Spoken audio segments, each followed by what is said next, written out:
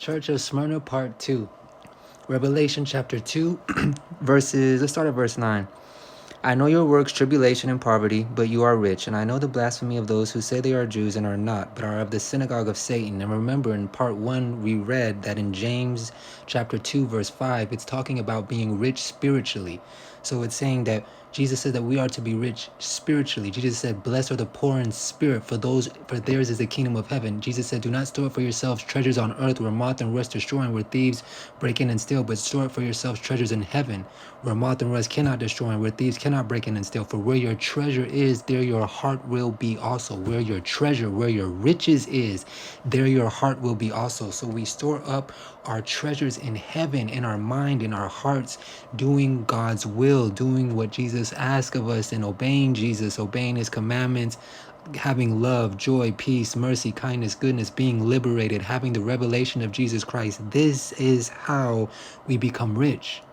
Not externally with contingent actual money. And go back and watch the video. We talked about that. So it's saying that I know your works, tribulation and poverty.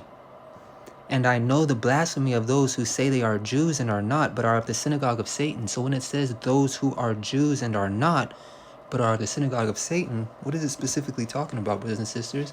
Is it talking about Jew based upon bloodline? Or is it talking about a spiritual Jew based upon the spiritual mindset and the heart of the individual and the relationship that they have with Yahweh Elohim? Well, let's look. Romans 2 and verse 28. For she is not a Jew who is one outwardly, externally, nor is circumcision that which is outwardly in the flesh, but he and she is a Jew who is one inwardly, and circumcision is that of the heart and in the spirit, not in the letter, whose praise is not from the men, but from God.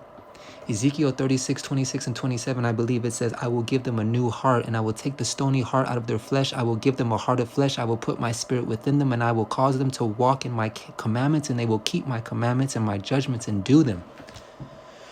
So Jesus wants to write the laws in our hearts, and that's how we become rich. That's how we become Jews. Jesus said that you are of the seed of Abraham if you believe. Then if all you gotta do is believe, brothers, it's that simple. Just believe. So simple. Just believe. Take a second.